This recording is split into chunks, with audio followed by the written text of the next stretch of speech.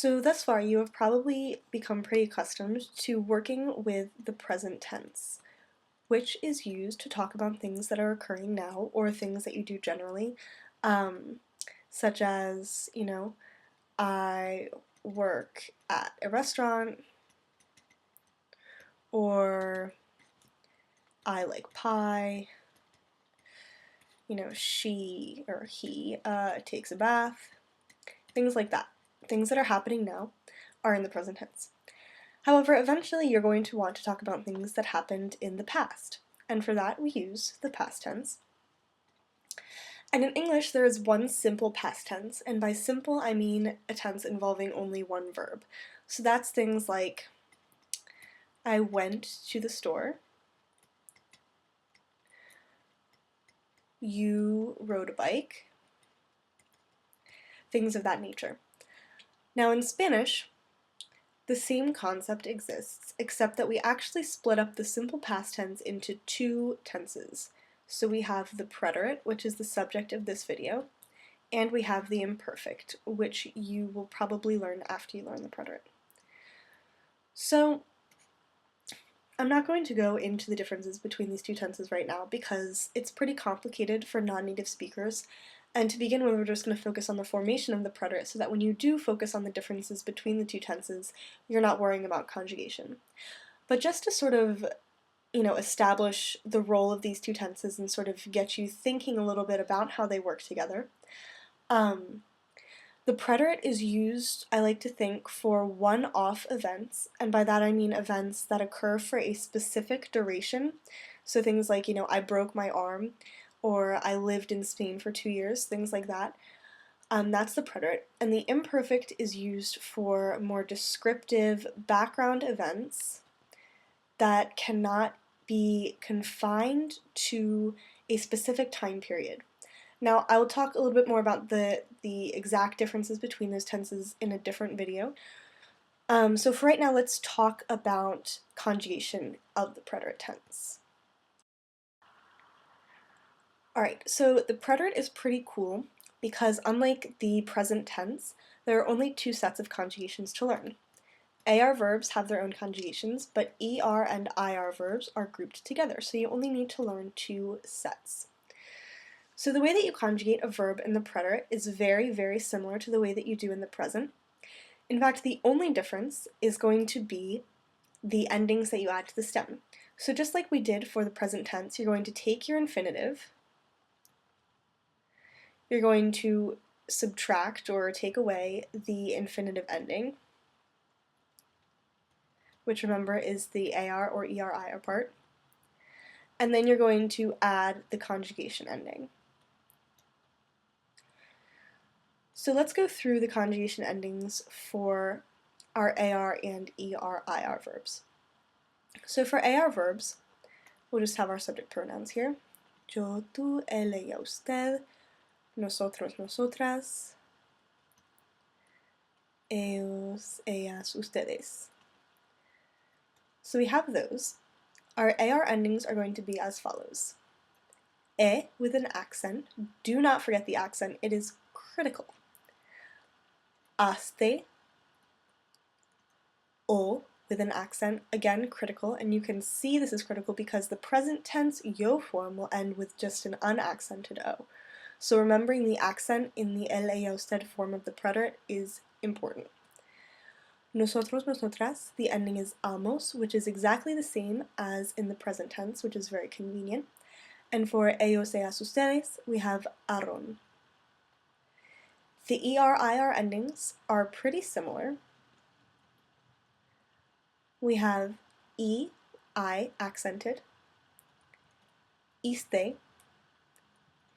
yo, again, accent on the O, imos, and ieron.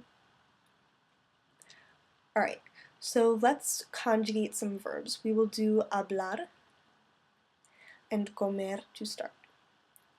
So again, we're going to drop our infinitive ending, so we have our stem, and then we're just going to add our conjugation endings to that. So we take the accented E and just stick it right on the end.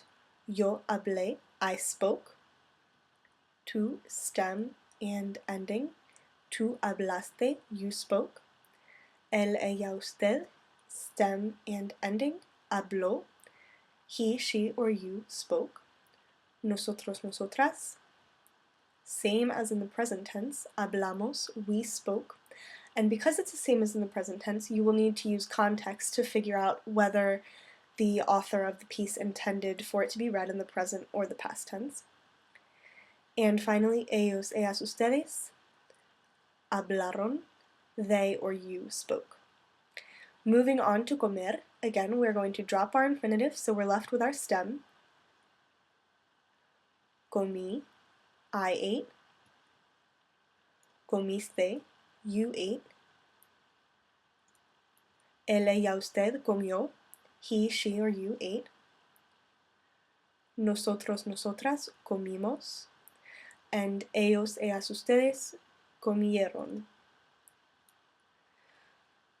So now you have the endings and a sample conjugation for all infinitive types. Let's look at some examples in context, so in some actual sentences. Alright, so we have two sentences here, and I know this video is about the preterite, so you're expecting everything to be in the preterite, and that's sort of true, but just as a more general hint, if you're looking for, or if you're doing a fill-in-the-blank type thing, or if you're just writing by yourself in Spanish, something that's really important is making sure your tenses fit what you're saying. So in this case, taking a look at the first sentence here, we want to look for a clue that lets us know what tense we want to use. And so if we're looking through the sentence, we have yo celebrar, which is the verb we're going to conjugate, mi cumpleaños la semana pasada. The real clue here is semana pasada, which is last week, and it indicates that the action of the sentence occurred in the past. And that tells us that we need to conjugate our verb in the past tense to match the time period in which our sentence took place. So, to conjugate this verb, drop the infinitive, and we're left with the stem. And we're going to add, remember, our accented E, which is the yo ending in the preterite.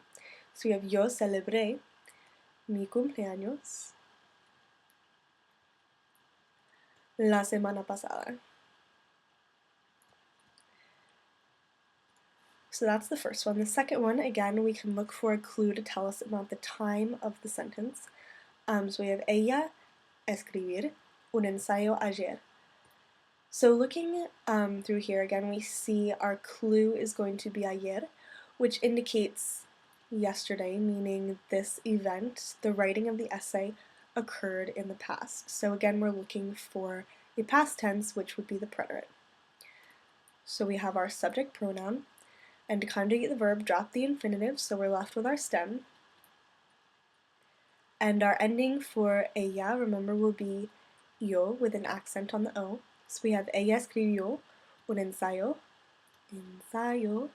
ayer. She wrote an essay yesterday. So just in general, be aware of the tense that you're using, because it would not make sense to say something like